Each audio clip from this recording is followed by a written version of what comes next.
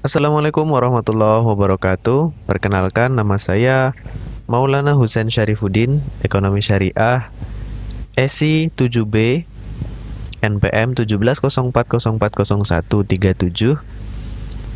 Jadi di sini saya mendapatkan kode soal A. Berikut penjelasannya. Jadi seperti kita ketahui bahwasannya fungsi dasar manajemen meliputi 4 aspek, yaitu POAK, planning, organizing, actuating, dan controlling. Pada perusahaan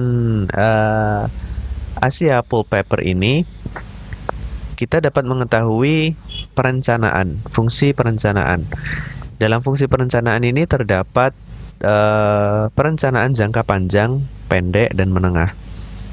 Ini dapat kita ketahui melalui visi dari perusahaan ini, yaitu menciptakan masa depan yang lebih baik.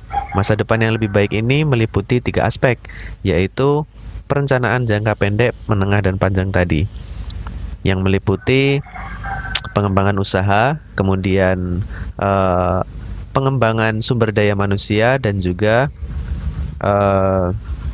mengenai program berkelanjutan. Dari fungsi perencanaan ini akan dibuat suatu turunan dalam fungsi organizing atau fungsi pengorganisasian, yang mana di sini melibatkan seluruh aspek dari perusahaan, baik karyawan, kemudian komunitas, masyarakat, termasuk juga di dalamnya yaitu komunitas global, pelanggan, dan juga pemegang saham. Fungsi pengorganisasian dibekali dengan kode etik, yang mana di sini seluruh internal atau pihak-pihak yang berkecimpung di dalamnya harus memahami, membaca dengan baik dari kode etik tersebut. Kemudian dalam rangka actuating atau pelaksanaan, perusahaan menerapkan fungsi-fungsi sebagai penunjang keberlangsungan perencanaan jangka pendek, menengah, dan panjang, yaitu yang pertama, produk, meningkatkan kualitas produk, kemudian mengembangkan jenis produk, melebarkan pangsa pasar, pendirian kantor cabang di banyak negara, juga di dalamnya pengelolaan hutan dan lahan gambut, produk yang berdampak bagi lingkungan, serta program pengembangan masyarakat. Sementara di dalam controlling, fungsi kontrol atau fungsi pengawasan, perusahaan menerapkan